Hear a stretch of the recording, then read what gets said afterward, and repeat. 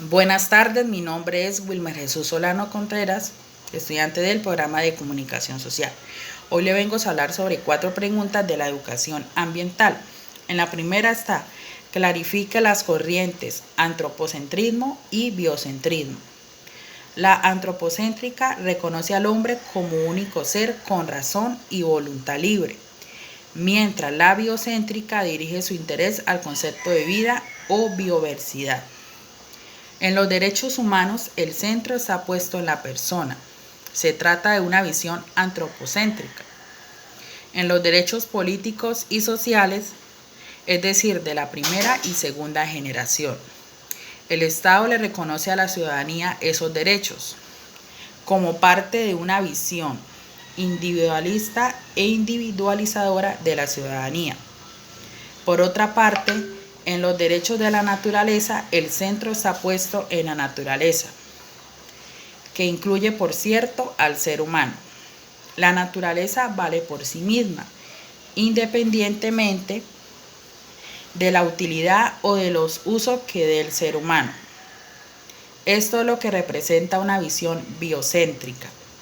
Estos derechos no defienden una naturaleza intocada, que nos lleve, por ejemplo, a dejar de tener cultivos, pesca o ganadería.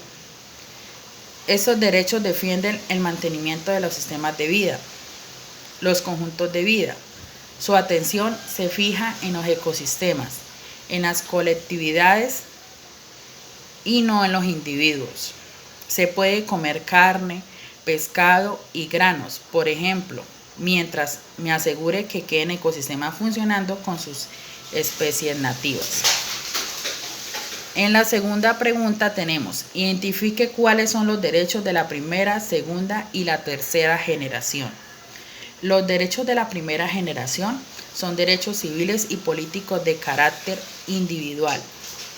Surgen con ilustración, con el proceso revolucionario de independencia de las colonias británicas en Norteamérica y con la Revolución Francesa. Estos derechos imponen al Estado la obligación de respetar ciertas libertades fundamentales a cada uno de los ciudadanos, como el derecho a la vida, la integridad física, la libertad, la igualdad ante la ley, la prohibición de la tortura, la libertad religiosa, entre otros. Los derechos de la segunda generación son derechos económicos, sociales y culturales. Están fundamentados en las ideas de igualdad y el acceso garantizados a bienes, servicios y oportunidades económicas y sociales para procurar la mejor condición de vida de las personas. Estos derechos implican al Estado como medio para satisfacer algunas necesidades materiales de los ciudadanos. Entre esos derechos está el derecho a una adecuada calidad de vida, el derecho al trabajo, el derecho de pertenecer a un sindicato, el derecho a la salud, a la seguridad social y a la educación. Los derechos de la tercera generación son los derechos de los pueblos o de solidaridad. Surgen a partir de la mitad del siglo XX. Se refieren a los derechos colectivos de las personas o de la sociedad y comprenden derechos de paz, de derecho y de protección al medio ambiente, tales como el derecho al derecho sostenible, el derecho a la paz, el derecho al medio ambiente sano, los derechos de los consumidores o la protección frente a la manipulación genética. La aparición de estos derechos se debe a la necesidad de cooperación entre grupos y naciones para afrontar problemas globales. En la tercera pregunta tenemos, establezca diferencias y similitudes entre derechos humanos y derechos de la naturaleza. En los derechos humanos, el centro que está puesto en la misma persona y que engloba todo lo que compromete. Y en ella están los derechos políticos y sociales. Se incluye el derecho a que los seres humanos gocen de condiciones sociales y equitativas y un medio ambiente sano y no contaminado. Por otro lado, en los derechos de la naturaleza, que incluye, por cierto, al ser humano, y la naturaleza vale por sí misma. En realidad se debe aplicar simultáneamente las dos justicias, la ambiental para las personas y la ecológica para la naturaleza. Al reconocer a la naturaleza como sujeto de derechos, en la búsqueda de ese indispensable equilibrio entre la naturaleza y las necesidades de los seres humanos, se supera la versión constitucional tradicional de los derechos a un ambiente sano, presente desde hace tiempo atrás en el constitucionalismo latinoamericano.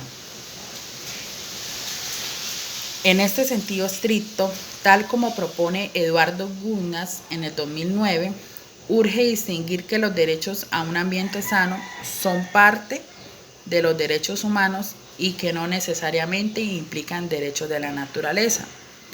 La finalidad de esta distinción es indicar que las formulaciones clásicas de los derechos humanos de la tercera generación, es decir, que los derechos a un ambiente sano o calidad de vida, en esencia son antropocéntricas y que deben entenderse separadamente de los derechos de la naturaleza. Ya como última pregunta tenemos la cuarta: explique la importancia de los derechos de la naturaleza en la consideración de los derechos humanos.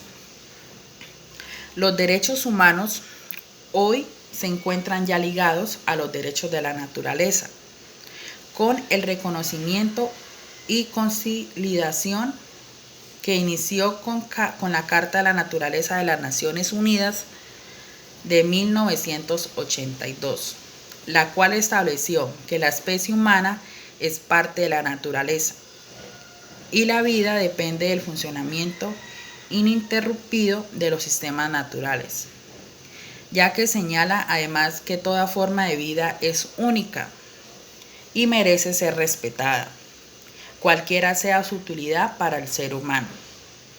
Todos estos esfuerzos mencionados y muchos otros más han preparado el terreno para caminar en la búsqueda de un reencuentro del ser humano con la naturaleza, que es de lo que en definitiva se trata. Entonces, si se propone como opción a desplegar la Declaración Universal de los Derechos de la Naturaleza, habría que analizar cuáles serían los medios y los caminos a emplear. Hay que vencer resistencias conservadoras y posiciones prepotentes que escondan una serie de privilegios, al tiempo que se construyan personas estratégicas de acción dentro y fuera del país. La estricta vigencia de los derechos de la naturaleza exige la existencia de marcos jurídicos internacionales adecuados, teniendo en consideración que los problemas ambientales son cada vez más que añaten a la humanidad en su conjunto. Gracias.